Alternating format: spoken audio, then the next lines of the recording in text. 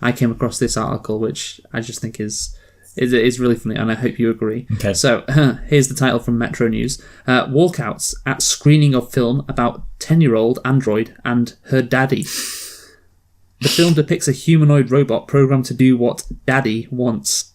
The director of a controversial film set to be screened at the Berlin Film Festival has admitted she expects audience members to walk out. The film in question, The Trouble with Being Born, centres on a humanoid robot resembling a 10-year-old child and its relationship with a middle-aged man that it calls Daddy. Although some of the more troubling ideas behind this relationship aren't explicitly shown, it is definitely implied, and the envelope-pushing nature of the subject may not be for everyone. What do you think, Michael? Do you think this movie's going to have mass appeal? Well, you know what? I mean, it's by a woman, so at least people can't say it's, like, too sexist. They can't be like, because if it was a fat, greasy man who made this, then I think that would cause a bit more controversy. Having said that, I mean, the real question is just going to be, is it shit? As far as I'm concerned, maybe it's going to be a really intelligent exploration of the, let's say, convoluted psychology behind what might make somebody want to get a sex robot that looks like a prepubescent child. So maybe it's going to be critical. I don't get it. Like, it doesn't seem like the film's necessarily going to be showing a sympathetic portrayal of the kind of person who'd get a robot like that. Maybe it's going to be a proper cynical takedown of it, in which case I approve. Okay. Sorry, my response was too serious for the funny story. I ruined it. I know. You don't want to, you're not in a funny mood, so we'll move on anyway. Yeah.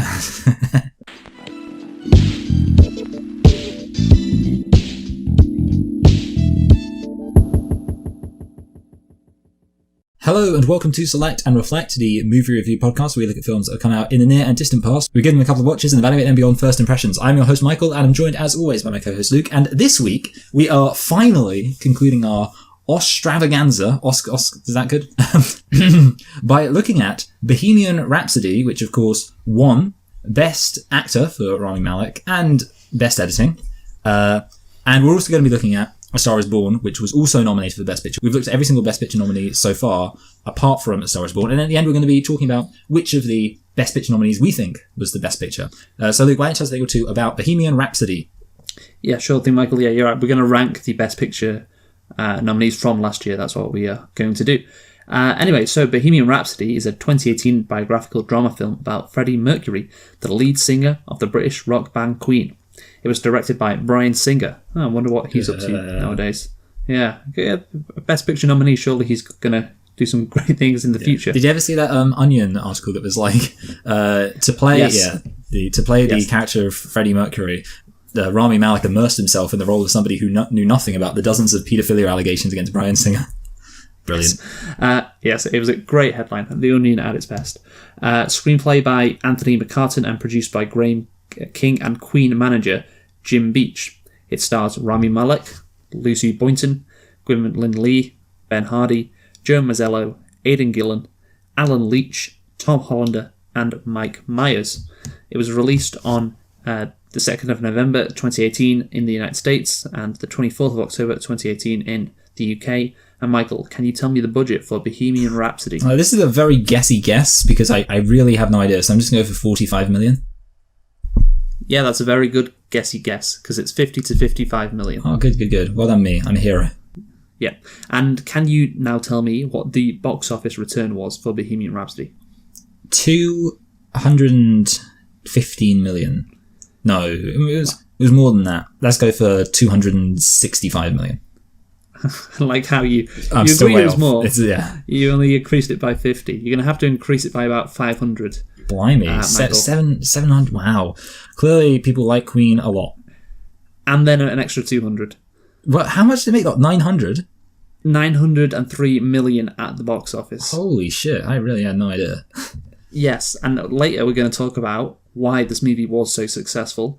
And yeah, I mean here's the thing, Michael. We had that section. I told you that, so you probably should have guessed higher than. Yeah, I know. Well, you know what it is? It's partially because there's been the whole thing about how Best Picture... Well, see, the thing is, it's Best Picture winners don't make much money. But because of that, I'm kind of thinking in my head, like, Best Picture nominees don't make that much money. But yeah. Or Joker. Yeah, okay, yeah. Well, I mean, it's changed Joker. Now. I think they've really ramped up the enthusiasm by going for all these pleb tier films that everyone likes to watch instead of our fancy art films. And their ratings are still bad. So anyway, Michael, did you like Bohemian Rhapsody? No. No, you didn't. No, I mean, I guess like if I really was being honest, I'd say I thought it was kind of average. So it's not really a dislike. It's not a passionate dislike, but I can't say I liked it. Yes, I also thought it was average, and I did not dislike it. And then I looked at the Wikipedia page, and see, boy. I think that I was thinking that also might have an impact. Which obviously I like to. I think you're quite happy because you like to surprise me with these things. So I guess I'm a hero for not. I love surprises. Surprises are great. So Michael, how many nitpicks do you have for Bohemian Rhapsody? Well, believe it or not, I've only got the one. I've got two. Yeah. Okay. Yeah. It's a weird one. So you think it's the kind of thing where you get a lot. But when they're really angry for firing the guy, I've only got his surname. I don't know his surname. Reed. I keep wanting to say the Irish guy. So many people in this film are Irish, but Reed, the guy who gets fired after he suggested that Freddie Mercury starts a solo career, and the band says, "You fired Reed without telling any of us. You're out of control, Freddie." And I'm thinking, why didn't Freddie just tell them that Reed tried to encourage Freddie to pursue a solo career? Because you think, like, if they're saying, "Oh, you're out of control, you fired him, you dickhead," if Freddie just say, "Hey, he tried to encourage me to get a solo career, and I didn't like the fact that he was encouraging and facilitating the breakup of the band," and then you go, "Well, it would have shut them up." Idiot, Freddie. You should have said that. Yeah, I know. That was a missed opportunity from Freddie. Anyway, my two nitpicks are as follows. So my first one is essentially, well, it's always a cliche, isn't it? Yeah. How do you find out you've got AIDS? Cough some blood into a tissue. Very, very cliche. And this is just, moving past when he found out. Yeah. Oh, actually, no, true. Just forgetting that. True story, though.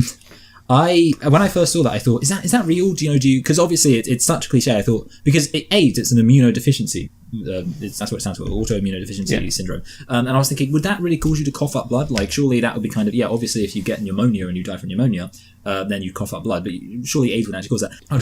And I googled, does AIDS cause you to cough up blood? Something like that. And then, not half an hour later, I was on Facebook and I got an advert. It was this big muscly guy in a tank top, and it says, "He stops HIV, he wears a condom."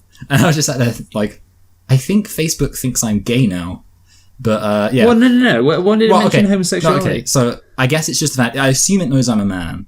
And I also would, so to show just this big muscly guy in a tank top, I mean, I'm not going to stereotype Maybe it thinks it's you. But yeah, that's true. Yeah, maybe I'm supposed to go, I want to be like that guy. I want to be a big muscly guy in a tank top. Anyway, and to be honest, I wouldn't be offended because he was pretty damn hot. Okay.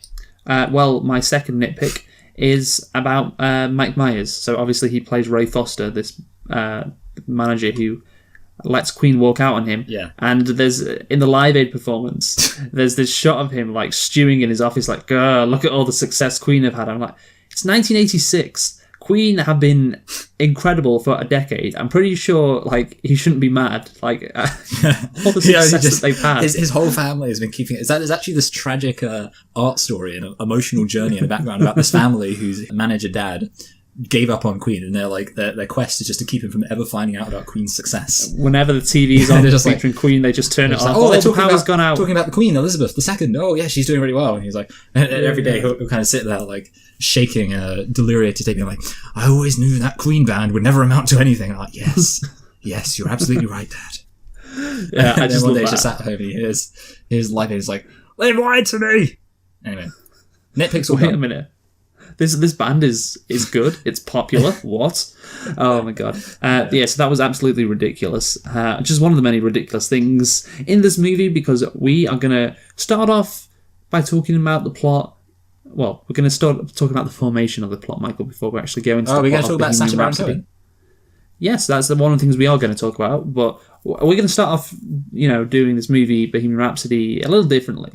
Because I think by looking at the Wikipedia page of historical accuracy, I have to conclude this is one of the most shameless movies I've ever seen. This movie literally lies to you. Freddie Mercury wasn't even gay. Yeah, Wake he up, wasn't. people. No. Here's the thing. I watched this movie the first time and I thought, well, this is a fine biopic. I don't mean, when I say fine, You don't mean like fine, like really good. Yeah, it's literally fine. Yeah, literally fine. It's standard stuff. Talented musician who loses his way and then redeems himself with a big performance at the end. As initially what I thought when I watched it for the first time. It was like, yeah, it's okay. It's not a Best Picture nominee by any means, but it's passable. And then you look at, like I said, the Wikipedia page about the historical inaccuracy of the movie, and it's like, Jesus Christ, they just made this whole thing up. This is unbelievable. I mean, a key part of a biopic, that is, it's a biography. Yeah. You know, what happened to a person in their life. You know, you would have thought they would have actually put in what happened to a person in, well, Freddie Mercury in his life, not just basically made it all up. And if you will allow me to, Michael, I'm just going to go through I'm all here the for ways this. in which this movie doesn't tell the truth. It is actually incredible. And there are so many important moments in the movie, so many emotional moments that just, you think, oh, wow, that's a really powerful moment there. That's really emotional stuff. And it's just completely undercut by, you know, figuring out, oh, that it didn't happen that way. This it's just completely made up. So we'll start off regarding the band. So regarding Queen, the formation of Queen was not as simple as portrayed in the film. Okay. Mercury had known Tim Staffel from art college and shown an interest in joining Smile prior to Staffel's departure. Mercury had also shared a flat with Roger Taylor prior to joining the band and had run a stall at Kensington Market with him. So obviously it's the whole cliche. Well, we need someone to sing. The guy who's, you know, our lead singer's just walked out on us, and Rami Malek comes in and says, "Here I am, darling." It didn't work like that, apparently. Yeah. Which again, it's not the worst thing ever, you know. But again, it's just. Oh yeah, I mean, when he starts like just singing in the middle of the street and like, wow, he's a really good singer. I was thinking, this is starting to feel pretty fake already. Yes. Yeah, that's the thing. I didn't know a lot about Queen. And I'm sure you didn't. I'm the world's biggest Queen fan. There was like, you could tell throughout the movie that, okay, this is very cliche. And if this happened, then fair enough. But as we have learned, or we are going to learn, it didn't, which makes it just incredibly pathetic. John Deacon was not the original bassist, but the fourth. The character of Ray Foster, this one's great. The character of Ray Foster is fictional and loosely based on EMI chief Roy Featherstone. While Featherstone and others didn't think that Bohemian Rhapsody was too long to be released as a single, did think that it was too long to be released as a single, Featherstone was a fan of the band. In addition, Queen released numerous more albums and singles with EMI. So remember that line? You'll forever be known as the man who lost Queen. And it's like, okay, this must have happened in real life because this is a really big moment in the movie. This is what I was talking about before I started all this. Yeah. Very big moment. Queen walk out because they're not going to compromise their artistic integrity. It just didn't happen. There was no fucking Ray Foster. What a fucking joke. I can't believe they had the audacity to do that. And then the audacity to say the line, "You'll forever be known as the guy," when he's not known because he doesn't exist. God, it's unbelievable. John Reid wasn't fired as Queen's manager after an argument with Mercury over his solo career, as portrayed in the film. Both parties actually parted ways peacefully by mutual agreement and for completely different reasons. Boring. So, yeah, again, boring. Okay, well, the guy who started it all, he's got to leave. So Freddie Mercury wants to go solo, and that causes a rift. And yes, that's so.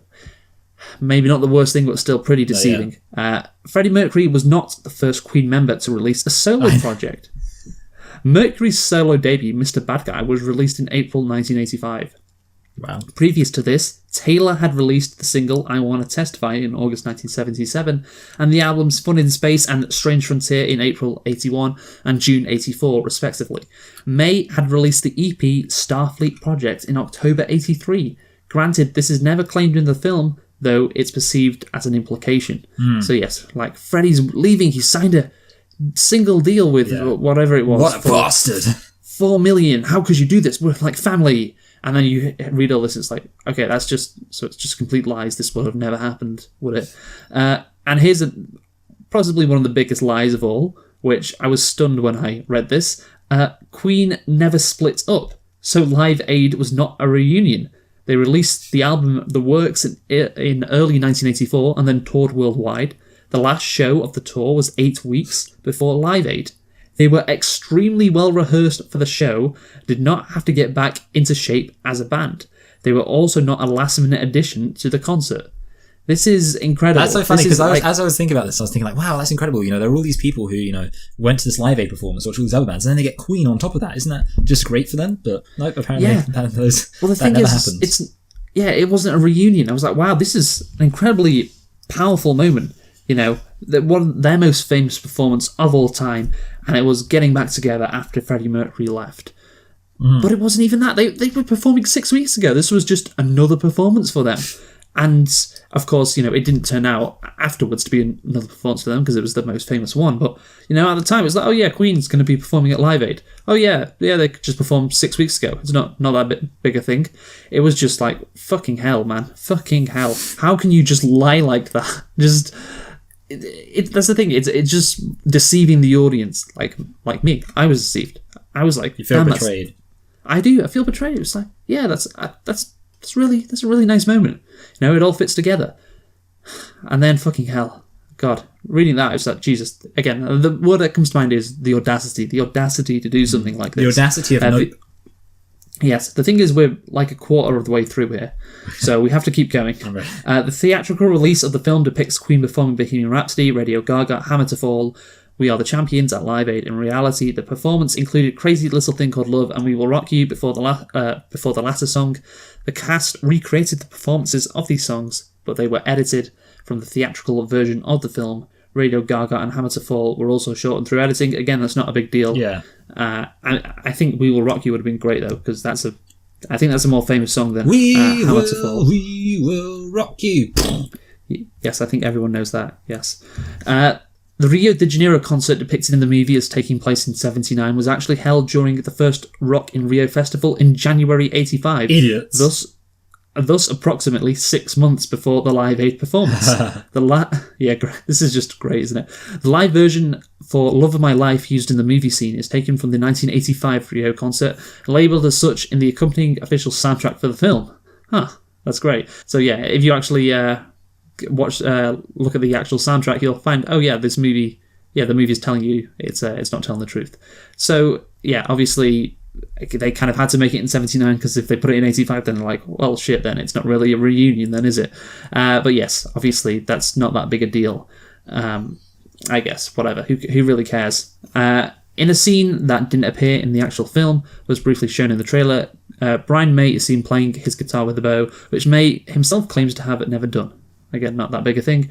Some songs are shown out of chronological order. For example, We Will Rock You was written in 1977, not in 1980 as depicted in the film. It's one of the most famous songs. I think that's quite a big misstep. When they toured the United States for the first time in 1974, Fat Bottom Girls wasn't written yet, although the film shows them performing it in various US venues. Again, that seems to me just lazy. Just pick another song. What? So there we go. Anyway, so that's all the stuff to do with the band. Some not so big ones like the last one, but some really heinous ones, like the fact that they had literally performed 6 weeks before Live Aid. That is just crazy. So we're on to Mercury's personal life now.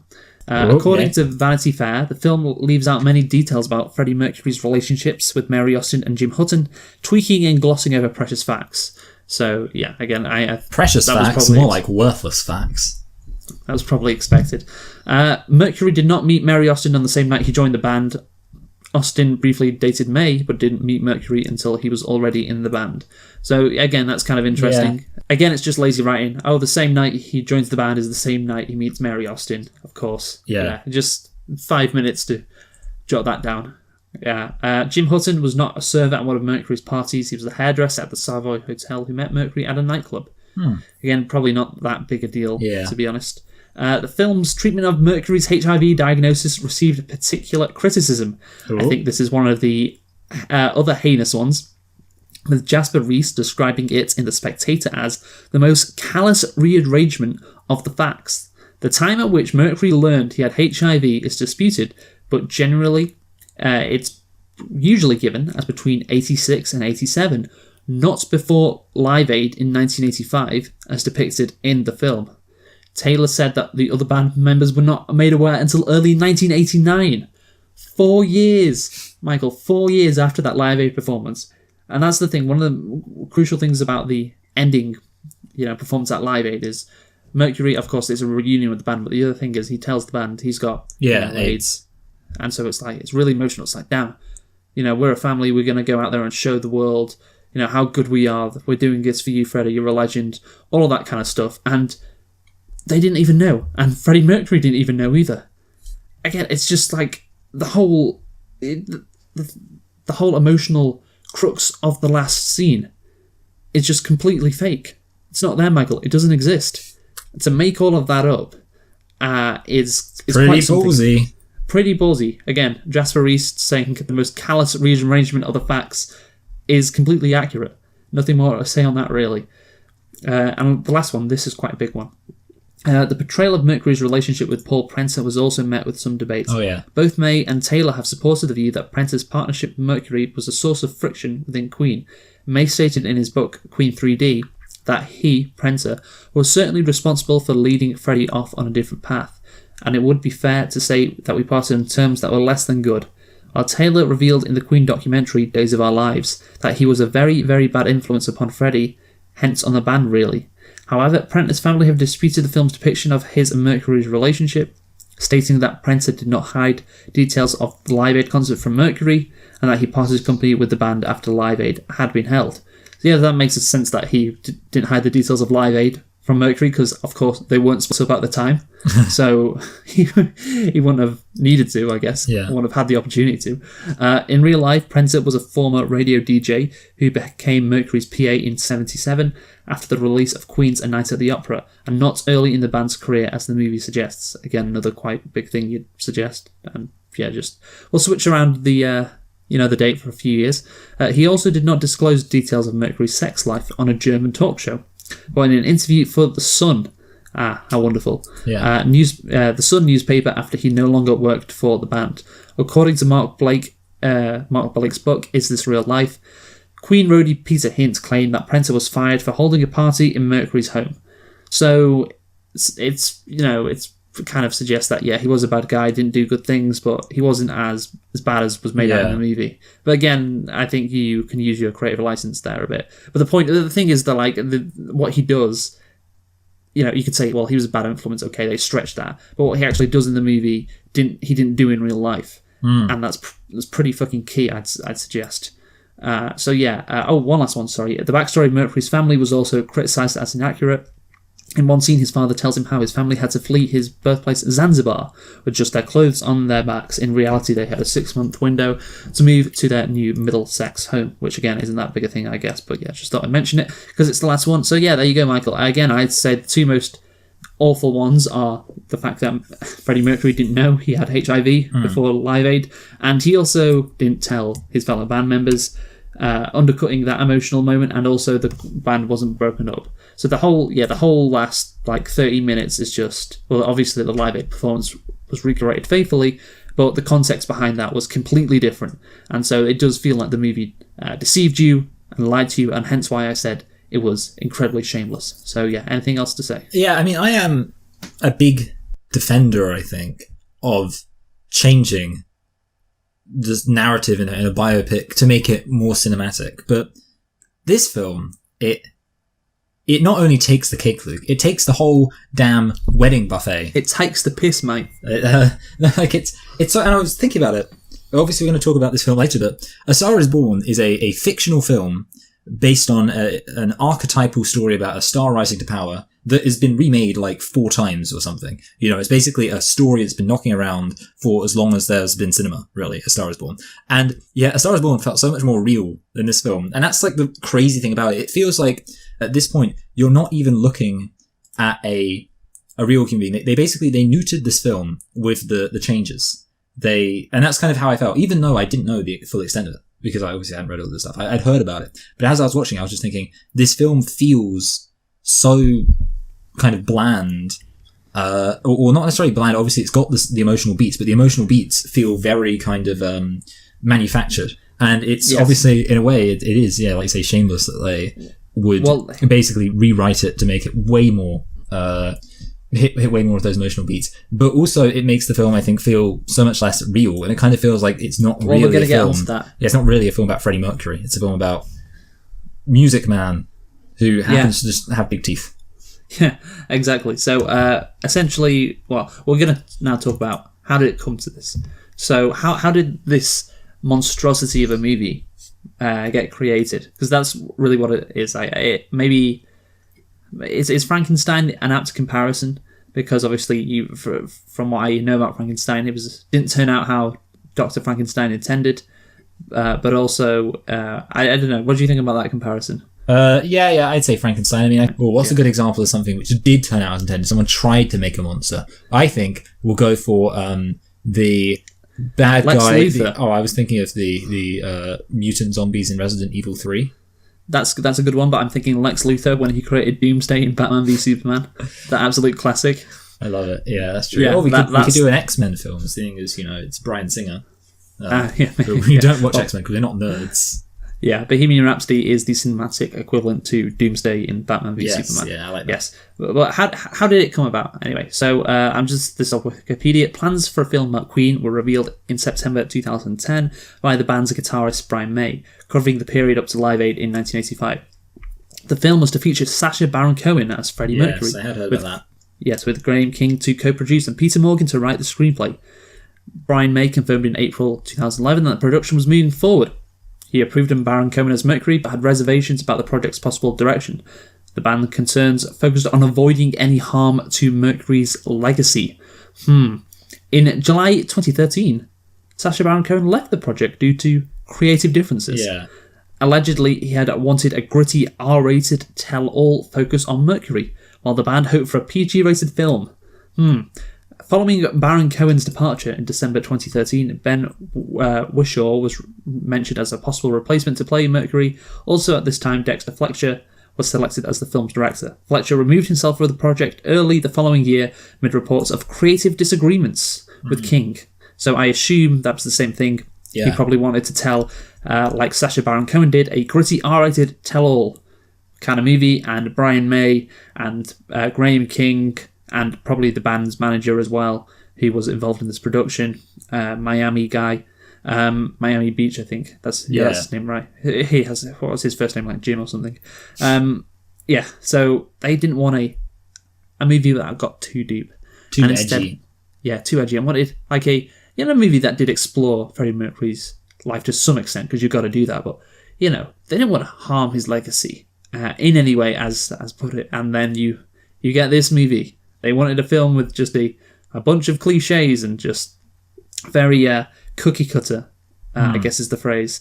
And yes, that's what they got, and that is why this monstrosity was created.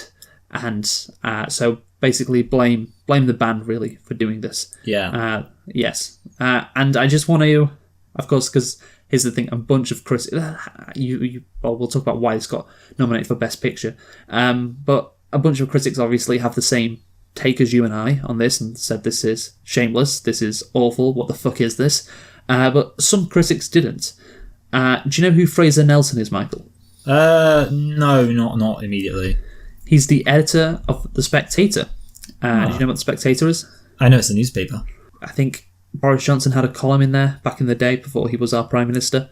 And so Fraser Nelson, the editor of The Spectator, who's of course right-wing himself, said, "Don't believe the critics. If you like Queen's music, see the Queen film." And he liking the critics' negative reaction to the film to the original reaction to the song Bohemian Rhapsody. Oh, how fucking... Oh, God. And the popular musical We Will Rock You. Also writing for The Spectator, Toby Young. You know who that is, don't you? Yeah.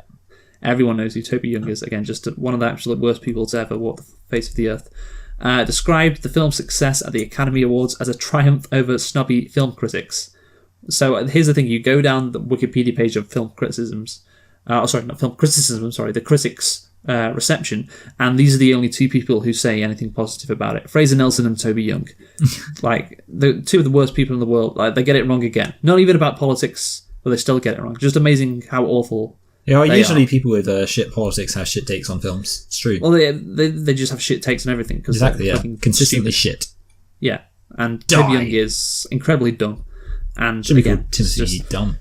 Like, if you're reviewing a film, like, fucking talk... Oh, God. You're paid to critique the film. You're not paid to say, well, I think people will like it, so I'm not going to say anything bad about it. Like, what a stupid thing to say. Anyway, we shall now move on. So here's the thing, Michael. I don't know at first, or I didn't know at first, how to review this movie, because, the thing about biopics is, since it's telling a true story, you can't really critique the film or the plot, or how things happened the way they did in the movie, because obviously it's reflecting real life. Incidentally, that's why I think our biopics, or things that were based on true stories, those conversations we have are often shorter. I think back to Black Klansman last week, and obviously you said the premise of Black Klansman was ridiculous, but of course it was based in real life. So we had like a 30-second conversation on that, and then we moved on. Obviously, if it had been fiction, we'd have talked quite a bit longer about that. Anyway, but the thing is, with Bohemian Rhapsody, this thing that they have created isn't a true story. So I'm kind of even more confused on how to approach this. But then I think it makes it kind of easier to critique. Because what they did is they replaced the real story with like a by the numbers thing. It's like a template for a film about a rock star. He starts up, wow, look at all the success they're having. Oh, now he's going into drugs, he's going, into debauchery, all of that, and then he has a redeeming performance at the end. And they went for, instead of something that could have been interesting, because Freddie Mercury's life was very interesting, they went for a fake version that was also boring. So it's like the worst of all worlds. It could have been true and interesting, but they went for the fake, boring version.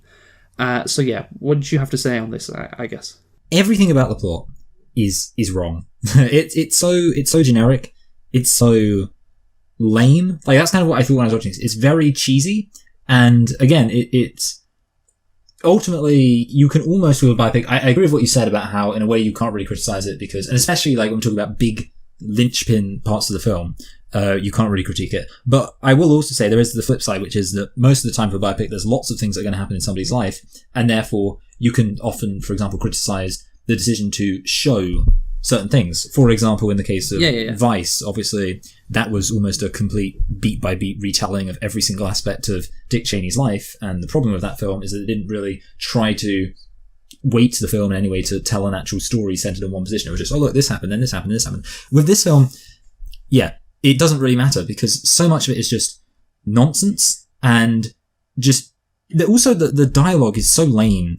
I mean, it's all supposed to be about look at how strange and weird Freddie Mercury is, and there's a bit where it's like, oh, we're the misfits who play music for the other misfits, and it's just like, okay, I guess maybe they think that about themselves, and all power to them. But it's such a just boring way to show a band, just be like, hey, look, they're weird, they're strange, oh, they're too crazy for the, and like, obviously that completely made up character, the guy who says, we can't play this, it's too long, people won't listen to long music, no one will care about Queen, you're too strange, you're too different, and had to add in that character to make it even more cliche. Exactly, and he doesn't exist at all. The other, actually, while talking about it, the whole idea of, you mentioned how convenient the beginning is. You said, like, it's lazy, for example, the fact that the band, he shows up to see the band, and then the lead singer quits, and then Freddie Mercury was like, I like your band, can I sing for you? And that's a great impression. And I should have played Freddie Mercury.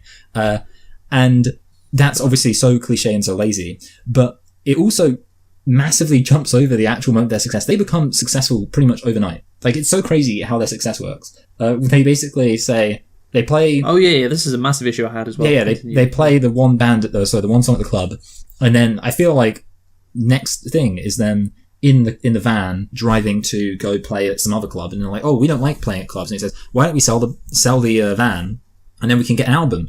And then they make the album, and then immediately it's like, hey, an agent was at the recording of us doing the music, and he wants to represent us. And it's like, okay, guys, I think it literally says the best I can do is Top of the Pops or something like that. And he's like, we want more than that, or something like that. Like, we want even more than that. And then suddenly they're on Top of the Pops, and from that point onwards, it's like, okay, yeah, they are Queen, the super rock band, really famous. Everyone knows about them, and we've literally seen them play music 3 times.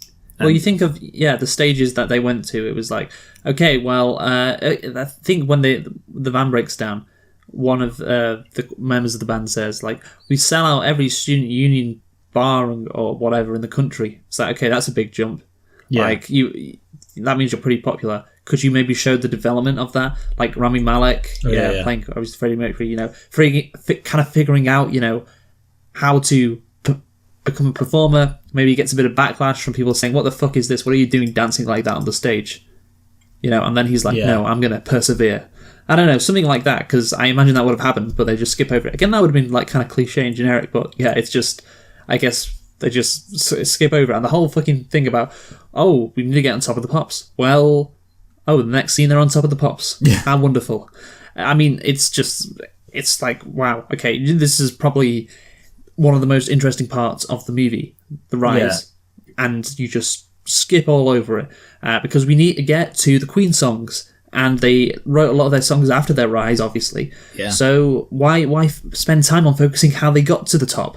Yeah, I was thinking about Walk the Line, you know, the Johnny Cash. Maybe it's because Joaquin Phoenix has been on my mind, but the Walk the Line Johnny Cash biopic. And I was thinking about how restrained that was with music, because I don't know if you've seen it, but basically I feel like the first hour of the film basically just gets you to the point where Johnny Cash and his band are at a recording studio, and they're playing kind of old classic gospel songs, and the guy who's in charge of the band says, you know, this is crap. It's not got any soul. It's not got any meaning. And then Johnny Cash starts playing Folsom Prison Blues. And the significant thing is that for the first hour of the film, that's the only Johnny Cash song he plays. So basically, the entire first hour of the film is pretty much about him writing Folsom Prison Blues. He kind of gets into blues as he's growing up in like the poor place where he grew up, and then he goes to West Germany and he's like feeling really lonely, and he starts playing the song about how sad he is, and he kind of gets the melody going. And yeah, the hour mark, he finally plays Folsom Prison Blues, and that's what the first half of the film's leading up to, just in playing one song. And then you got this thing where it's like,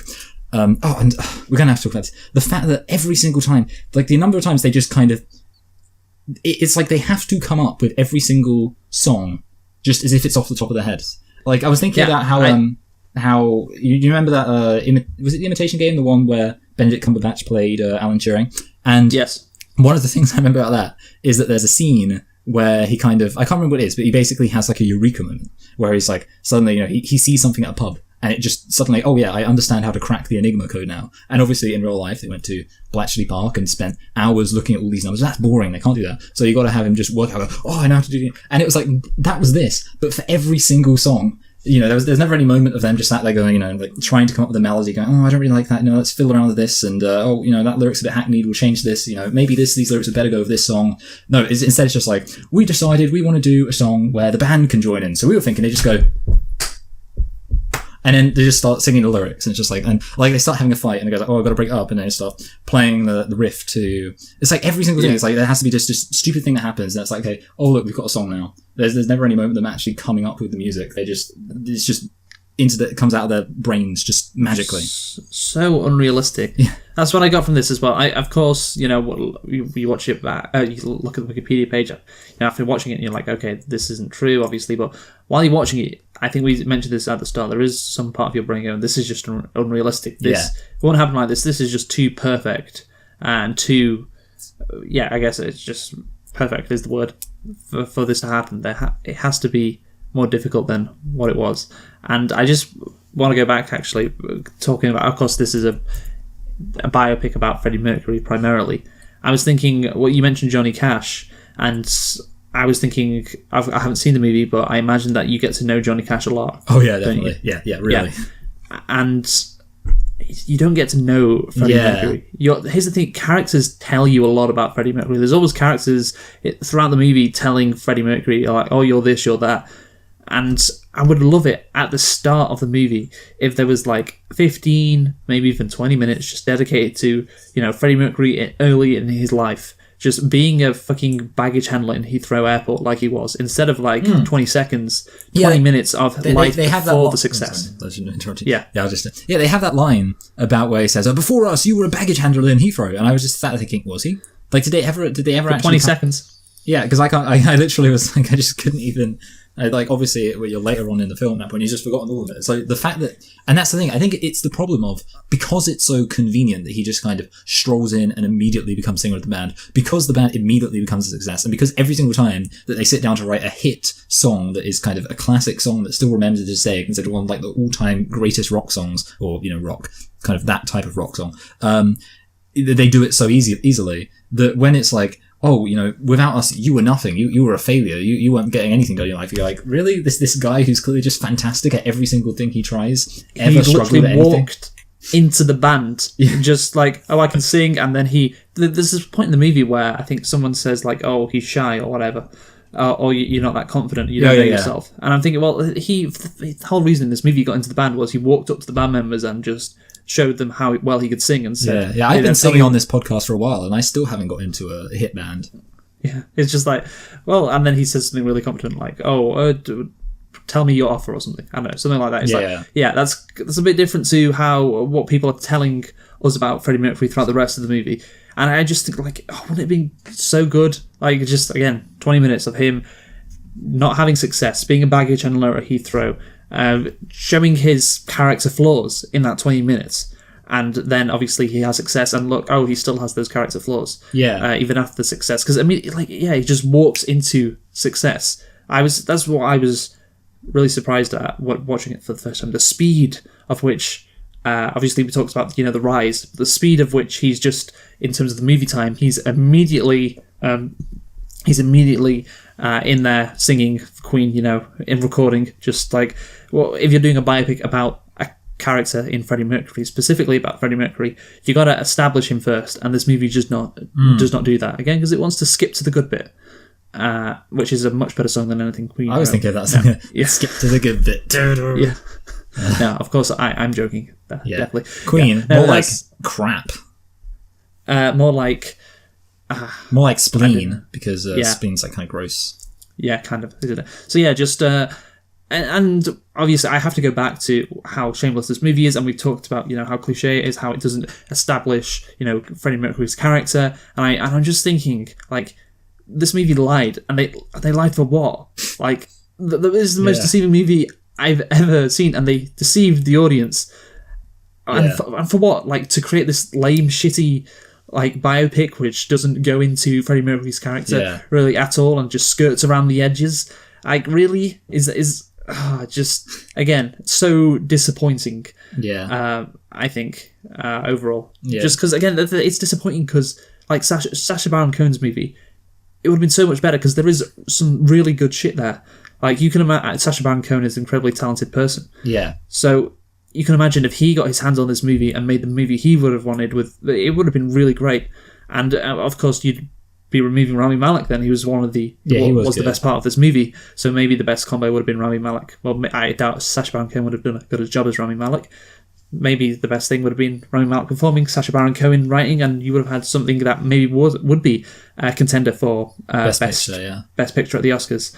Yes, which of course is absolutely hilarious. It got nominated, and we'll get onto it. But yeah, so overall, I guess on the plot, just what do you think? Did you hear actually while we're at it, what the original source of the disagreement was? Well, specifically, I don't know if you mentioned this, but the Queen members, their original plan was to have it so Freddie Mercury would die halfway through the film.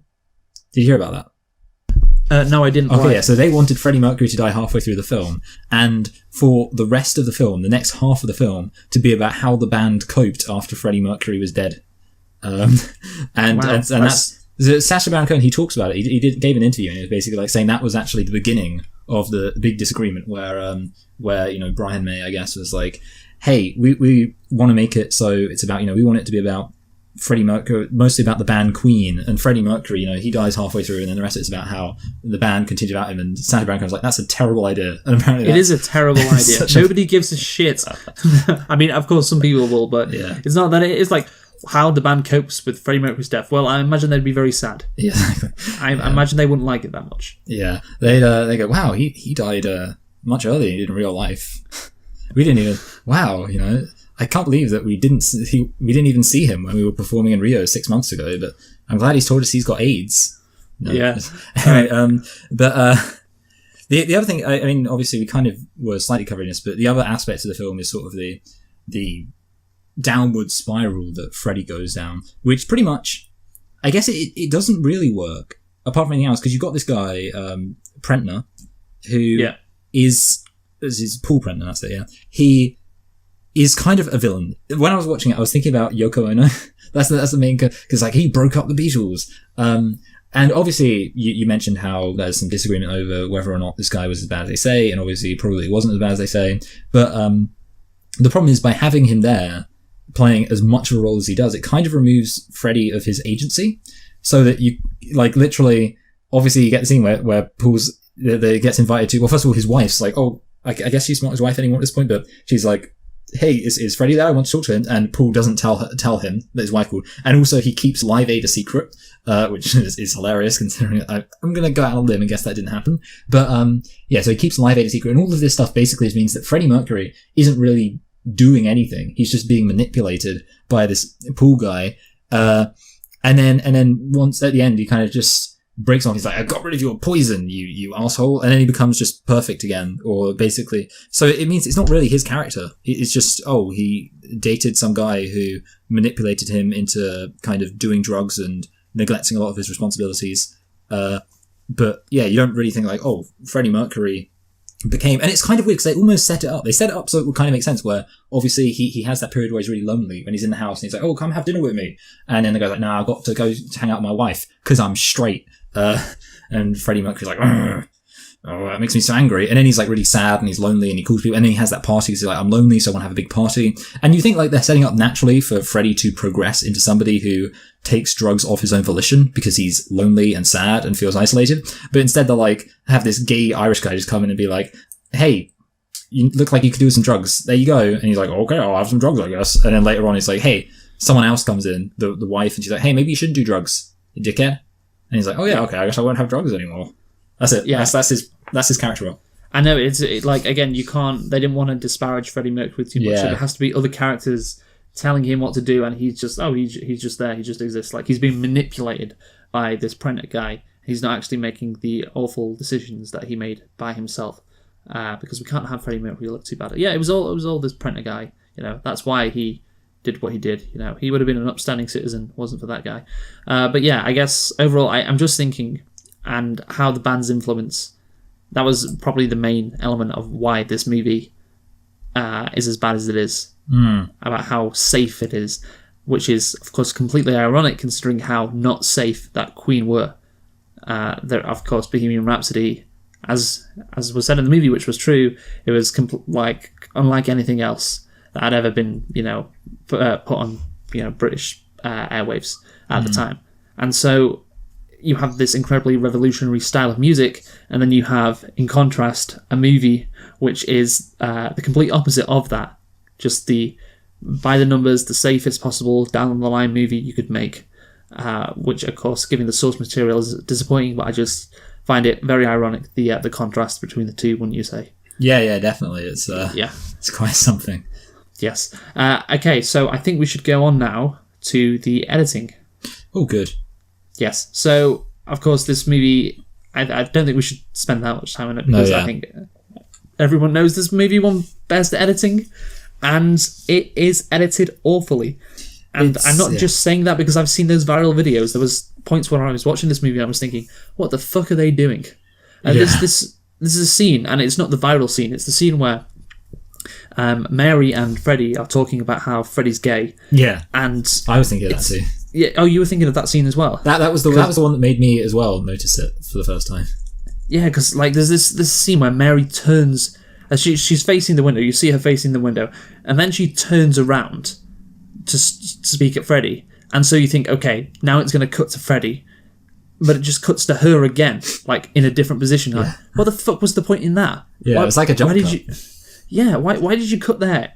It makes no sense. And I've watched plenty of movies in my time, and that stood out right where I was like, what the fuck is this? Yeah. And then, of course, there's the infamous scene where they're in a pub, and then it's edited so many times, and I think maybe the first time I watched it, I wasn't like thinking really about the viral video and all the memes about that scene, and I think I genuinely think maybe this is just me remembering wrongly, but I was like, oh shit, what the fuck's happening? There's so many quick cuts there, and then my mind went to this is that scene. I think it was like that. I genuinely do. So yeah, I think just forgetting all the slander that this film editing has, genuinely, I think when somebody watches it for the first time without knowing any of that, I do think they would also agree with that. This is really badly, and it's not just that people know about it and that's why they say it's bad. This is really bad, and you can tell it straight by watching the film straight away. Yeah, I mean, that's the thing. It's part of it is that a lot of the cuts are completely just unmotivated. Like somebody, and alternatively, as you say, the flip side is there's a cut which should be motivated, or a cut you would expect to see, and then it's just not there. Like somebody looks at something, and then either it won't cut at all, or it'll cut to something completely different. And obviously the scene of them at the pub is a really good example of that, where somebody will look at one person, but then it will cut to a different person. And it's like, well, why isn't it doing that? But the other thing actually is the scene of him being questioned in the kind of press conference. I'm going to kind of count that as editing, and they had the weird fisheye lens thing, and I thought that looked pretty crap. That was weird. Yeah, no, that was weird because there's nothing like that in the rest of the movie. Yeah, and I get what they're trying to do is, oh look, Freddie Mercury's really struggling here. He's out of it. He's being bombarded, and I don't really think you needed that effect. It kind of, it's just completely unnecessary, isn't it? Yeah. I mean, people can get the idea that he's not enjoying himself and he's having to fight off all these questions without that fucking stupid fishbowl thing.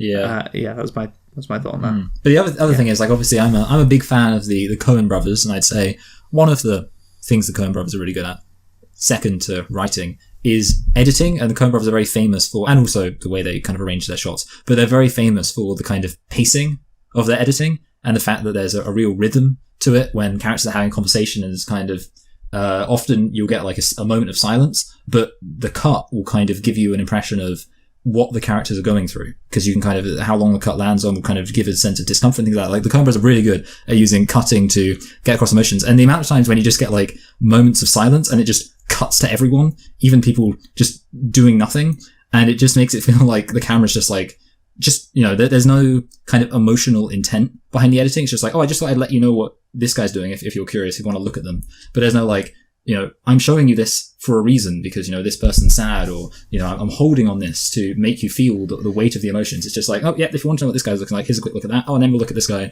It's just showing you it kind of completely impartially, as if it's just saying, hey, my job as an editor is just to make sure you see everything. This director of photography, they went to a lot of effort to put up all of these cameras so we can have all these angles. So I think it's my job as an editor to just make sure that you see every single possible angle, the maximum number of times. Yes, I agree. And obviously there was a lot of talk about, after this one best editing at the Oscars, about how ridiculous a decision that was. But I just want to kind of point out, like, it wasn't a retroactive thing. It wasn't like, oh wow, this movie is edited really badly and it got attention after it won Best Picture for film editing. It was literally before that. I think that viral clip went around before. Because originally it was called Oscar-nominated Bohemian Rhapsody's editing or something like that, and then it changed. Yeah. They changed the title to Oscar-winning Bohemian Rhapsody's editing. Yes, it's like, people knew about it before it won, and it still fucking won. And it just, like, you see a decision like that, and you do kind of sit back and think, like, these Academy people, like, I know I'm not the most proficient person in movies and film, and so there'll be a lot of people in the Academy who know more than me, but my God, like, the vast majority of them just, like, stupid. And you see some of the decisions they make, and then you see this, which is completely blatantly awful, and you think, my God, they really have no idea what they're doing, do they? And it just goes to show, like, rich people, and of course the Academy members are rich, they are not smarter because they are rich. I think that is completely clear, and yes, this is another example of that. That's what I take from this movie winning Best Film Editing, for sure. Yeah, it should have been nominated for a Razzie, not an Oscar, for film editing.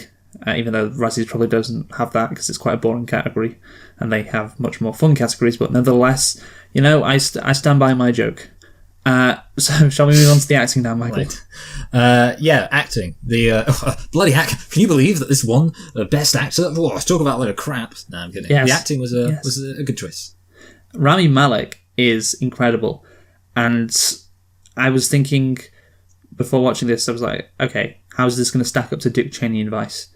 But he's better than Dick Cheney. He's better than Christian Bale as Dick Cheney in Vice. Christian Bale was such a good actor that you actually thought it was Dick Cheney. Exactly. Yeah. It was better. It was better than Christian Bale as Dick Cheney. Having watched this, comparing it to Vice, I think it is better. I think it's probably harder to pull off Freddie Mercury compared to Dick Cheney, because Dick Cheney, he just sits around and just goes, oh, I'm angry.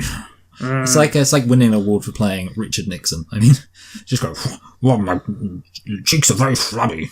Yeah, and hold your hands up in the victory sign a couple of times. Yeah, there you go. You got it. But yeah, this performance from Rami Malek is amazing. And again, I go back to what I was saying before about if this had been a better movie, had been Sacha Baron Cohen's story, or any good story with this performance, this would have been actually incredible. It's such a shame that the script let him down. I mean, he's still got his best actor, which again I guess is deserved because he did all he could and he was incredible. But yeah, I just think this could have been, because that's the thing, people will always think about this movie Bohemian Rhapsody. Well, I will anyway. As, my God, what a shitty fucking movie. Yeah. And then that Rami Malek performance is kind of like, oh, but his performance was good. And it should have been, oh, this was a great movie, and Rami Malek's performance was one of the main reasons why it was. He was great in it, and I think, I don't know, maybe he feels differently, but if I had been Rami Malek, I wouldn't be looking back at this movie with such tinted, rose-tinted glasses, I guess. Because of how bad the actual movie turned out to be, which is a shame, because of course he was great in it. So yeah, those are my thoughts. What do you think? Yeah, well, I mean, for me, the story about when I really realised this was really good acting is when he was doing the Live Aid, right at the end, the Live Aid performance, and I thought to myself, if Freddie Mercury is such a good singer, then who's doing singing right now in this film?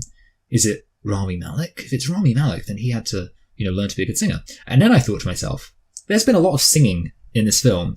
Why am I only just thinking this now? And I realised why. It's because for most of the rest of the film, I believed I was watching Freddie Mercury. So I wasn't having any question in my head like, why is he so good at singing? Did the actor learn how to sing? I was just thinking, oh yeah, it's Freddie Mercury. Freddie Mercury stood in front of me in this film singing as Freddie Mercury did. So it was like, I didn't, if you said, hey Michael, who's that? Is that Freddie Mercury or is it an actor portraying Freddie Mercury? I'd have got the answer to that right. But subconsciously, I was so comfortable just believing, oh yeah, this is Freddie Mercury. It's not an actor portraying Freddie Mercury. This is exactly what it would be like. Obviously, ironic considering all the historical inaccuracies. But in terms of the performance, thinking to myself, this is exactly what it would be like if they just had a camera pointing at Freddie Mercury walking around in the 80s. It would have been just like this.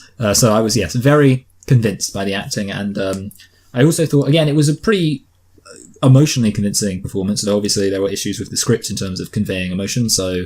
But in terms of the actual performance, it was good. So yeah, that's the thing. We talked about the lack of character development, and God, it could have been even better if you had that period at the start of the movie getting to know him. Oh God, that would have been wonderful. What a shame. Yeah. But again, you have to sit back and let you say it's Freddie Mercury. Like, who could have played? Could anyone in the world have played Freddie Mercury better than Rami Malek did? Probably not. I failed to see anyone doing that better than he did. So yeah, best actor. I think is thoroughly deserved. Now, I think we should get on to why this movie was nominated for Best Picture, Michael. And of course, we mentioned before about the Academy wanting because to... Because it's really good. Yeah, that's why. Popular movies nominated for Best Picture, so people tuned in and so on. But this movie, I think, is taken a bit too far. And I have to think that people... You think at what's the average age of the Academy voter? Probably like 60. Yeah, probably like 60, and that's probably coincides with, they were born, let's say, around 1960. Yeah. And then they grow up with Queen's music. They probably really like Queen, and because Queen, they're quite experimental, quite arty, of course, and these people, they'd probably be arty as well, hence why they are in the Academy. They probably really resonate with Queen. They probably loved Queen growing up, and that is, I think, why this movie was nominated for Best Picture, because people fucking love Queen. Yeah. And this movie, of course, heavily relies on Queen's music, as, of course, like the best scenes are the ones where Queen's music is just playing. Obviously, Live Aid at the end is a great scene. Rami Malek does amazing, and it's enjoyable to watch, but then you just realise, well, they're just recreating something that happened in real life. It's not that great an achievement, really, in filmmaking. So yeah, this movie heavily relies on Queen's music, and I believe that it got nominated for Best Picture because people in the Academy, probably the average Academy voter, really fucking love Queen. What do you think? I think biopics probably have a reasonable advantage of getting Best Picture nominations because they're kind of drama-y and also they're about a real person, so it's automatically that kind of association of, you think, like, even if everything else is good, you go, oh yeah, I like Freddie Mercury. Whereas obviously any other film, for example with A Star Is Born, it has to be like, they have to do the ground up building of making you care about Bradley Cooper's character and Lady Gaga's character. In this, you just go, oh, you like Queen? There you go, there's Queen. So I think there's already an advantage to this, and obviously, yeah, it does help that, number one, I think Queen is liked by a lot of people, but number two, I think Queen is liked by the exact same kind of people who would be Academy voters, and also, I guess I'm going to say, the kind of people who I imagine would like Green Book for it's racial politics. And the reason why I bring it up like is, you did. Yeah, I know. See, I'm aware that I loved Green Book, but here's the thing: like, Queen. The person I know in my family who really likes Queen is my middle class auntie who lives on the south coast, and she listens to Radio 2 while she's making her pavlova for her dinner party, and it's always got some Queen playing. She's like, "Oh, I love Queen." And that's, I don't know, that's my experience with people who like Queen. I feel like that's exactly the kind of person who would be in the Academy. And yeah, just an American version of that. Exactly, yes. Yeah. Someone who just go, yeah, I love it. But yeah, I mean, can we talk about Queen's music? Yeah, sure. Can we, Luke? Yeah. First of all, it's very gay. It's not actually that gay. It kind of is. Yeah, okay, it's pretty gay. Pretty gay. No, fun fact. I mean, there's nothing wrong with that. So yeah, exactly. Yeah, it's fine. Yeah, but believe it or not, my favorite Queen song was not played in this film. Isn't that crazy? I mean, how about that? This song plays. You'd think every single Queen song in the world. What's your favorite Queen song? It's One Vision. It goes, one man, one goal, do, one mission, etc., etc. That's point number one. Point number two. I think this song had pretty much a 1 to 2 bad song to good song ratio, which is pretty good. Like, you know, I'm not a massive Queen fan, but I think I do like a lot of their big hits, and I kind of enjoy them. So I was like, yeah, okay, I'm fine with this. You know, some of the other songs I was like, yeah, it's not really my style. Final point though, I thought this was interesting. One of the things they say is like, oh man, Queen doesn't have a formula. You know, we're just crazy, and to some extent that's true, and to another extent it isn't. Well, you don't produce Bohemian Rhapsody with a formula, do you? Well, that's the thing. Okay, so yeah, Queen has done some very kind of experimental music. However, at the same time, I would not argue that Queen's music is overly eclectic. Do you know what eclectic means? No, tell me. Okay, no, eclectic, it literally kind of means exactly what you think it would mean based on that comment. Eclectic basically means just varying. So I would say, for example, I have quite an eclectic music taste, and I like heavy metal, like I Hate God, and I also like rap. I like Lil Pump. I find him fun. You know, I actually like Gucci Gang. I think it's got a good energy. So I've got quite an eclectic taste in music. And I would imagine that most people, if they listen to all of my like favorite songs, they'd find one in there and go, wow, that's a really bad song. I can't believe you like that. You disappoint me. And meanwhile, my thoughts on Queen, okay, yes, they do play some weird music. But I would also say that most people kind of either like Queen or they don't. It's not like, so there's not people who are like, oh yeah, I really love Queen's first couple of albums, but their fourth album is just way too strange and out there for me. It seems like most people who like Queen like pretty much all of Queen's music, and more significantly, pretty much every single era of Queen. And you compare that to, for example, Kanye West, where he has the kind of early songs he did, like the Dropout, Graduation, whatever the other one was called, Late Registration, and then he transitioned to his very sort of experimental music with My Beautiful Dark Twisted Fantasy. He's got shit after that, hasn't he? He's just, I loved early Kanye stuff, and now he's really shit. Exactly. That's something that people would say. They say like, oh yeah. But I think that's because he's gone off the fucking rails. So in other words, yeah. But the point being that he went really experimental. Or for example, people are like that with the Beatles. Like people are like, oh yeah, I really like their cute little music at the beginning, but then they went really kind of weird and like experimental with the White Album and stuff like that, and Revolver. So the point being, there's lots of bands I can think of where their music is so varying from, or even like, you know, bands like Radiohead. Like there's loads of people who be like, oh yeah, I love Creep,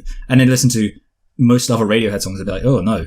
So the point being, there's loads of bands out there which have these wildly varying music tastes to the extent that it actually divides fans, and fans go, oh no, you don't like new Kanye, do you? No, new Kanye is shit. No, new Kanye is just obnoxious and just meaningless. No, old Kanye was good. It had soul, it had power, it had genuine emotions. You know, that's like an argument you can have.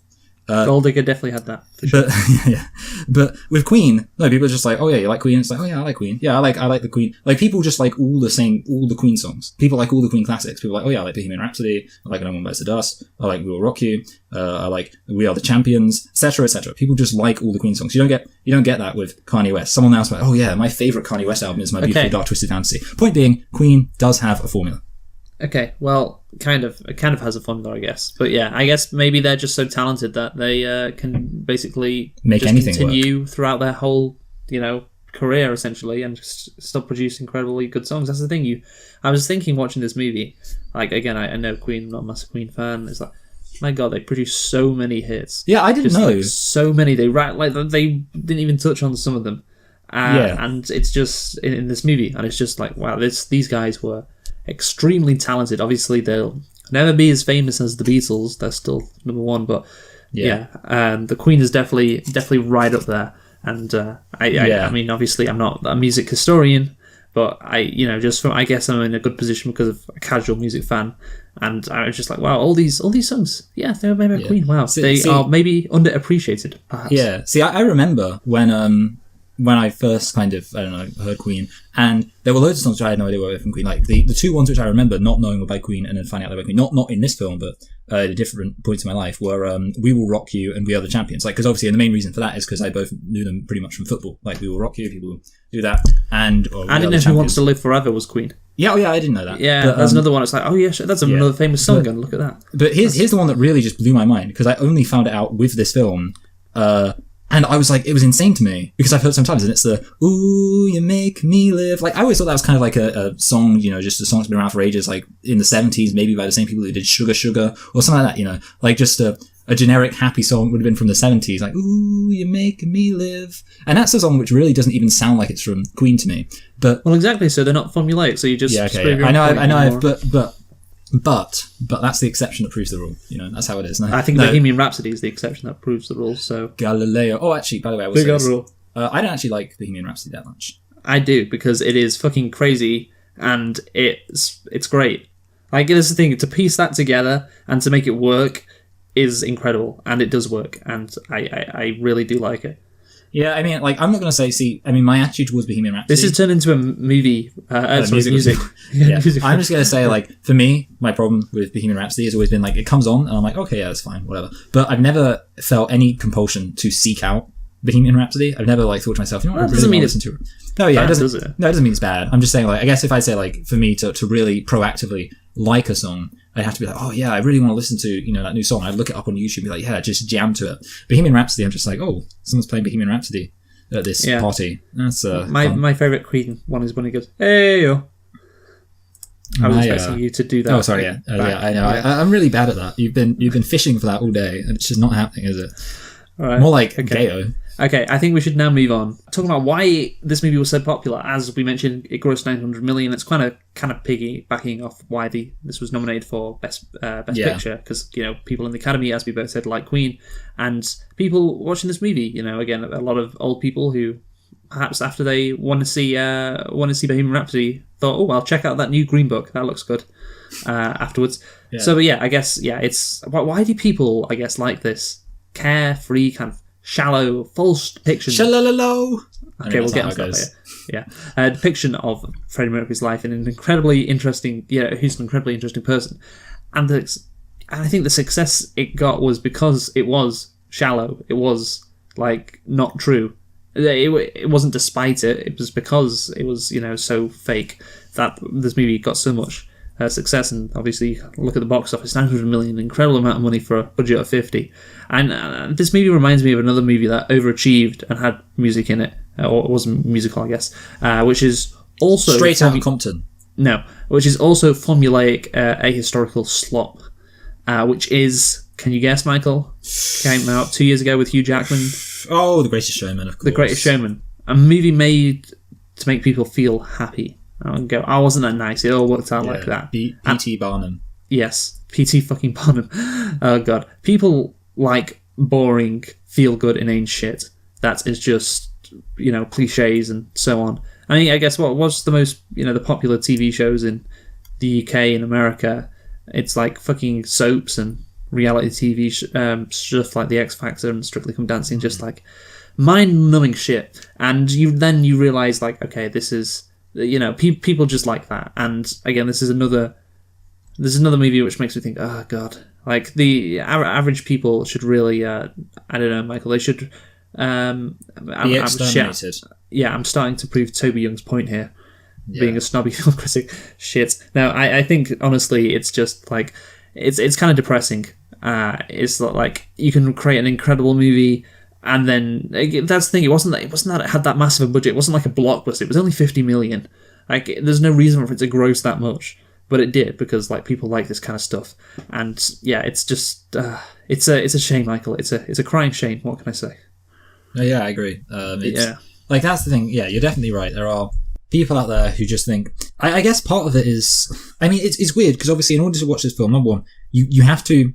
It's kind of, you want to say like, oh yeah, people would watch the film because they're interested in Freddie Mercury. But then I guess they just have to not know that this film is not really about the life of Freddie Mercury. But then you think to yourself, well, how could they not know that this is not about the real life? Because it seems so obviously fake. And I guess maybe there's just some people who, maybe they just don't realize how fake it is. And I think, well, yeah, sure, it's going to be. But you just think, like, what's the point? Because it doesn't really make you feel like you've learned anything about a real person. Like, there's lots of people I'd like to see well, this movie makes such bold claims, doesn't it? I imagine people would be like, "Oh, is that how it really happened?" Well, that's incredible. Yeah. Actually, that's it. It's like basically this film. It's like in poker when you bluff, when you be like, you've got shit cards, so you just go, 20 quid. I'm in. I'll raise you 20 quid, and then supposed to go, well, obviously he wouldn't do that unless he's got a really good handful of cards, and then they fold because they're scared. That's basically what this film is, but for stupid people.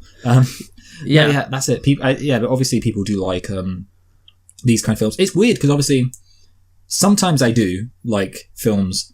I've been known to say in the past, like, oh, I like the film because it's just happy. It's it's not not every film has to be. Yeah, exactly. Not every film has to be this kind of sad, cynical look at things. Sometimes you can have a film that's just nice. I think for me, where I would draw the line, and I guess this is where I'm different from the plebs, even though I'm a bit of a pleb. I'm a tiny bit of a pleb, but where I would draw the line and kind of separate myself from the plebs would be that for me, a film has to have an emotional core centered on like. A meaningful relationship between characters in order for me to enjoy it. And this film obviously does not have that at all. So I guess, clearly there's varying degrees of how easily manipulated people are. And obviously the film that just hits, it's so by the numbers. And clearly there's a market of people who are like, yeah, I'm down for that. Ooh. Oh, clearly that is the market. This is people who went to see this. That is the mainstream who think come out of this movie thinking, oh, that's good. And it's people like us, Michael, who watch a lot of movies, who review movies. We're the ones on the outside, and we have to know that. We're the weirdos. Yeah, we are the weirdos. And but then again, sometimes it's good to be weird, Michael. That's true. Yeah. Just exactly. So, we don't have a formula, man. Also, by the way, you mentioned Greatest Showman. It reminds me, I think it was around the World Cup. We had like a street party. So, a street party, like people from the street, from where I live, all went around to one person's house because they've got Sky Sports or whatever, and we're all watching football. And obviously this is going to sound sexist. Obviously, all the women, all the wives were over talking while the men were watching the football, and I could kind of overhear it, how it should be. Getting us the beers, but. All they were talking about was The Greatest Showman, and they were like, I swear, every single one was like, oh, have you seen The Greatest Showman? Oh, I've seen The Greatest Showman. Oh, I love The Greatest Showman. Oh, it's so good. Oh, I loved it so much. And my mum was like, I haven't seen The Greatest Showman. And they're like, oh, you've got to come with us to watch The Greatest Showman. Oh, we'll all go together to watch The Greatest Showman. I've seen The Greatest Showman. I can't wait to watch it. And it was just like, it was the best thing they'd ever seen. Like, I'm sure it was their favourite film, probably of the decade. They were talking about it with such enthusiasm. And I was just thinking, because it hits every single thing they like. It's like, oh, it's a musical. It's got sexy, handsome Hugh Jackman in it. So they can fantasize about that, which, let's be honest, I mean, middle-aged women probably just... Hugh Jackman must be right there alley. Like, I'm not a middle-aged woman, but if I just put myself... really? Despite my opinions on Green Book, if I put myself in the shoes of a middle-aged woman, definitely I would think Hugh Jackman's where it's at. And and also, of course, it takes a story about a very morally complex man, P.T. Barnum, and reduces it down to, oh, look, he was kind of a nice guy. And he maybe had some slight melodrama in his life, but it was all very kind of base level and just solved with a few that were just talking it out with some buddies. Yeah. And that's it. Well, that's what they love. I don't want to hate on the normies, Michael. I really don't. I don't want to hate on them, but I just want to say I'm disappointed in them. Yeah, exactly. Just normies. Yeah, that's all sort of. Anyway, so I think that's it. Shall we conclude now? Yes, let's conclude now. So we've got to talk about Thingy, but we'll talk about that later, I guess. Yeah, I'll go first. So I'm going to read a couple of reviews. That's some of my feelings on this movie. Guardian pop critic Alex Petridis described the portrayal of Mercury as sanitized, writing, Bohemian Rhapsody is a film that plays so fast and loose with the truth and ends up seeming faintly ridiculous. You start out nitpicking about minor chronological errors, and then you end up with your jaw on the floor.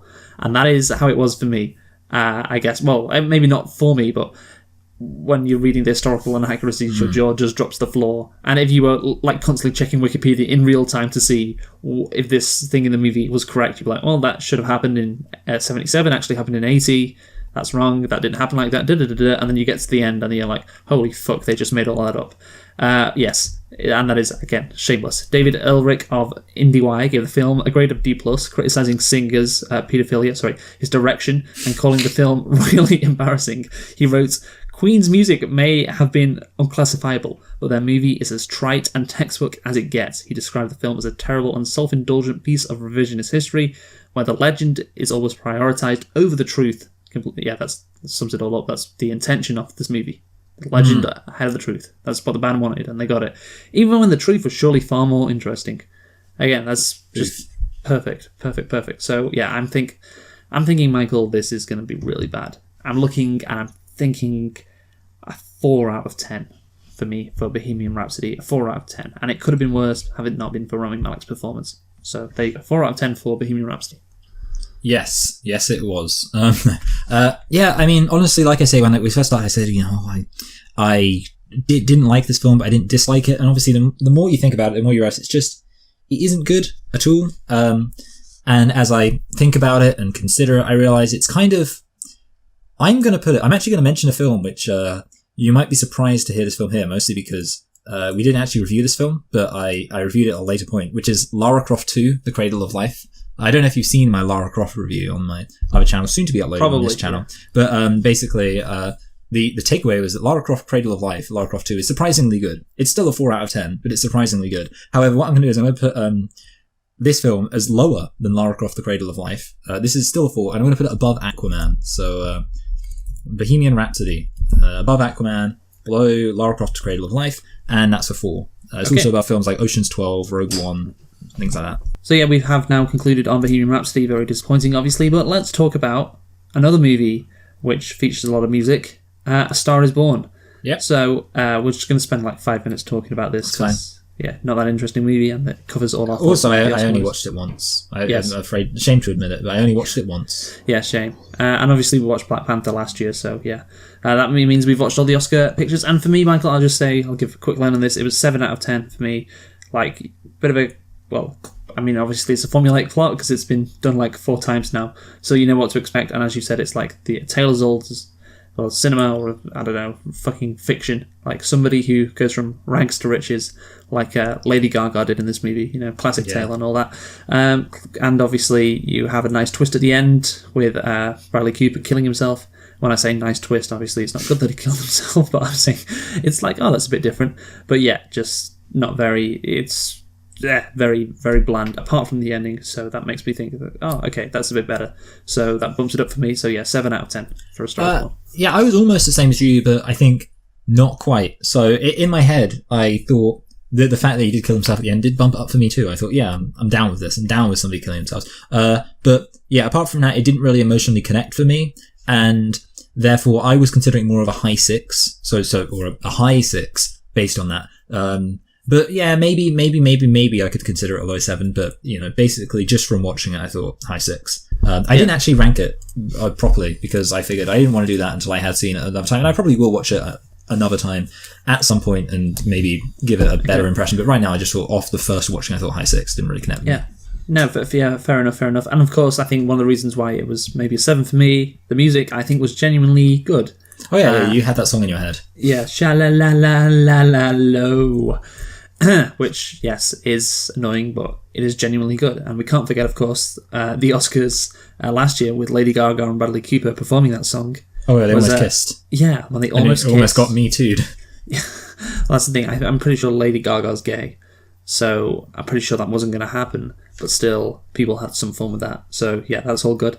So yeah, I think we should now go through our rankings for the Best Picture last year, and let's just actually select and reflect on the Oscar nominees for last year, because I think over the course of this Oscar thing that we've done, this is obviously the last week, I think you and I both come to the conclusion, I certainly have, that the last year's Best Picture nominees were awful. This has to be one of the worst years ever for Best Picture nominees. Like, I'm just looking and there's so many bad to average movies. It really is shocking. Yeah. So I mean, okay, let's go through them. Do you agree, by the way, it was really bad? Yeah, well, I think I was also quite disappointed this year. I think this year, Parasite was fantastic. Most of the other films were films which I thought were... And you compare it to, obviously... but there's some really bad ones this year. There's really bad ones, yeah. But you compare it to... Oh, last year, there's some really bad ones last year. I get what you mean, you got but yeah, you compare it to... And I mentioned before, when we first started, you had...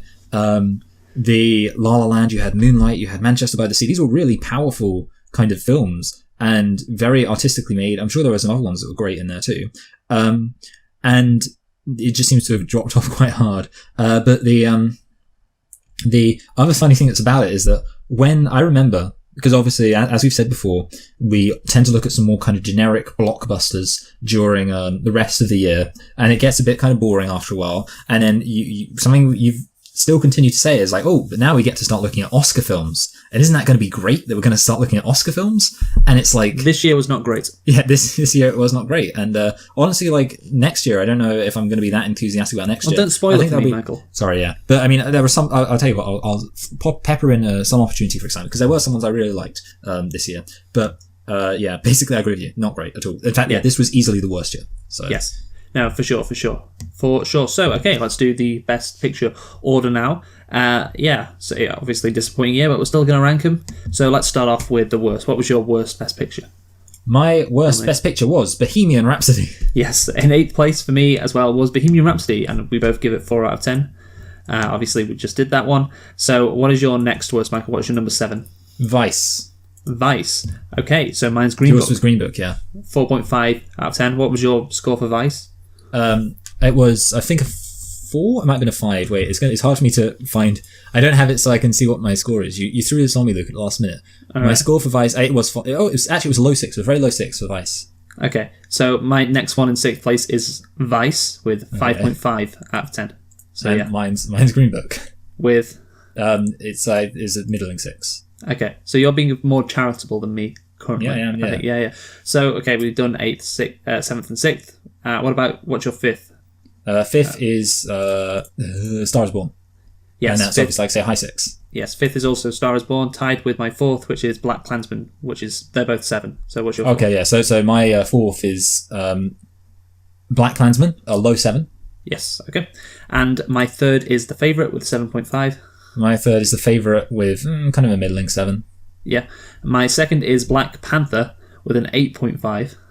My favourite is Black Panther with a high 7. So suddenly now you're being more charitable. Yeah, I think I did this with the Avengers. Retroactively, I think I'm grading on a curve with Black Panther. I was like, wow, this is a fucking comic book movie, a Marvel movie. I know, It's got so many interesting ideas to the table. But at the same time, I should grade it in terms of all the other movies, not just how good a superhero movie. Yeah, it was a very good superhero movie. But yeah, I think. No, it was very, very good. That's why I put it so high. But again, does it deserve to be that high? Now looking back at my other rankings, no.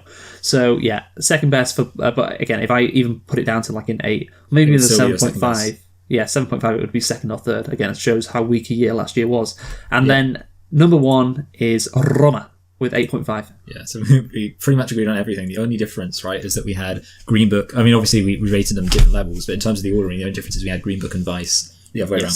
Yes, I think last year we had quite a bit of difference, but this year... I think last year we had quite a bit of difference. Yeah, last year you're like, well, let's see, Three Billboards Outside of Ebbing, Missouri is my favourite, and Lady Bird is your favourite, so we had different favourites. And that's the thing, that's the whole thing, though, because last year, I mean, like, it's so mental, because, like, both our favourites were different films, because there was more than one film that could conceivably qualify as being the favourite film.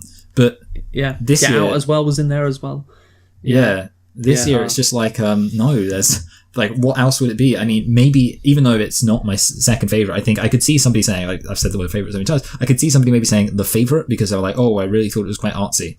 And that's it. And they could say, like, oh, yeah, I thought it was artsy and, like, kind of cynical and gritty, and that made me like it. But I could see someone saying that. But really, I mean, Roma is so obviously just... And it didn't win, but, what are you going to do? Yeah, I mean, it is, looking back on it is disappointing that it didn't, but at least Parasite got the nod as best foreign. Yeah, and I like Parasite better than Roma, so it's, I guess, every cloud of silver lining, and silver lining is Parasite will always be the first foreign film ever to win Best Picture. And probably if Roma won it last year, would they have given it to another foreign film the next year? That's true, yeah. Probably not. Yeah. I just think looking at these movies, like you had stuff that came out last year, like If Beale Street Could Talk, which didn't get nominated for Best Picture, which I imagine if it did, it would automatically shoot up into the top 3.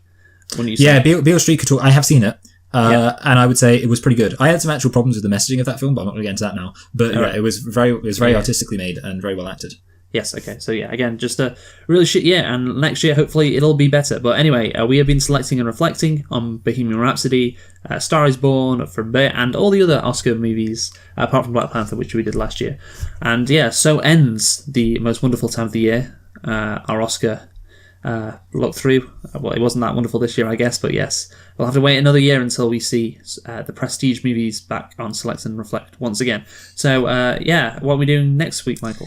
Next week we are jumping back in time to The Net, starring Sandra Bullock. Yes. So looking forward to that. Yeah, for sure.